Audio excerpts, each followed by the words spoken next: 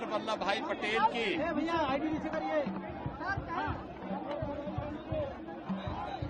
जयंती के 150 वर्ष पूर्ण होने के उपलक्ष्य में आयोजित होने वाले विभिन्न कार्यक्रमों की श्रृंखला में आज से एकता यात्रा कार्यक्रम प्रारंभ हो चुके हैं।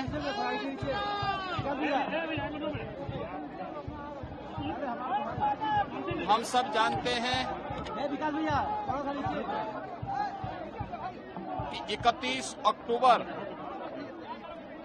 राष्ट्रीय स्तर पर लौह पुरुष सरदार वल्लभ भाई पटेल की जयंती का आयोजन हो सके। श्रद्धेय अटल बिहारी वाजपेयी जी जब प्रधानमंत्री थे, उन्होंने इस कार्य को आगे बढ़ाया था। प्रधानमंत्री के रूप में जब आदरणीय मोदी जी आए तो उन्होंने 31 अक्टूबर की तिथि को राष्ट्रीय एकता दिवस के रूप में मनाने का निर्णय लिया। लौह पुरुष सरदार वल्लभ भाई पटेल जो भारत की अखंडता के शिल्पी हैं, उनके प्रति कृतज्ञता ज्ञापित करते हुए मोदी जी ने सरदार सरोवर पर नर्मदा नदी के तट पर गुजरात के केवड़िया में पूरे देश भर के अन्नदाता किसानों और श्रमिकों से एकत्र किया गया लोहा और प्रत्येक गांव की मिट्टी को एकत्र करवा करके लौह पुरुष सरदार वल्लभ भाई पटेल की दुनिया की सबसे बड़ी प्रतिमा को स्थापित करने का कार्य वहां पर किया।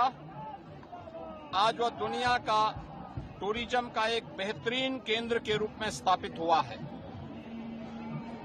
लौह पुरुष सरदार वल्लभ भाई पटेल के प्रति, राष्ट्र के प्रति उनकी योगदान के लिए कृतज्ञता ज्ञापित करते हुए भारतीय जनता पार्टी ने इस एकता यात्रा का आयोजन भी किया है।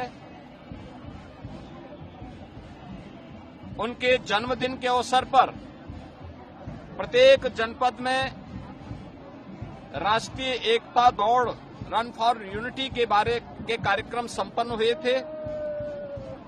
अब उत्तर प्रदेश के अंदर 403 विधानसभा क्षेत्रों में एकता यात्रा का आयोजन हो रहा है। आज गोरखपुर नगर में 10 किलोमीटर की एकता यात्रा का मैंने शुभारंभ किया है।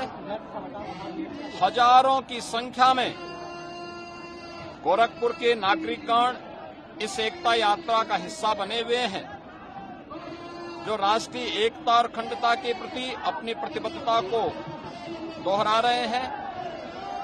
ये हमारा सौभाग्य है कि लौह पुरुष सरदार वल्लभ भाई पटेल की 150 वर्ष जयंती के पूर्ण होने और वंदे मातरम राष्ट्रगीत के 150वें वर्ष में प्रवेश करने के उपलक्ष्य में भी पूरे देश के अंदर कार्यक्रम शुरू हो चुके हैं।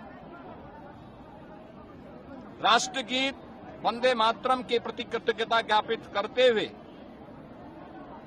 हर स्कूल कॉलेजेस में इस गीत का वाचन हो, सामूहिक गायन हो, यह हर एक के लिए आवश्यक है। राष्ट्रीय एकता और अखंडता को कमजोर करने वाले उन कारकों को ढूंढना पड़ेगा, उस पर प्रभावी प्रहार करना पड़ेगा, जिससे आने वाले समय में कोई दूसरा जिन्ना पैदा होकर के भारत की अखंडता को चुनौती न देने पाए। इस दिशा से आज की एकता यात्रा व्यापक जन जागरण का आह्वान कर रही है।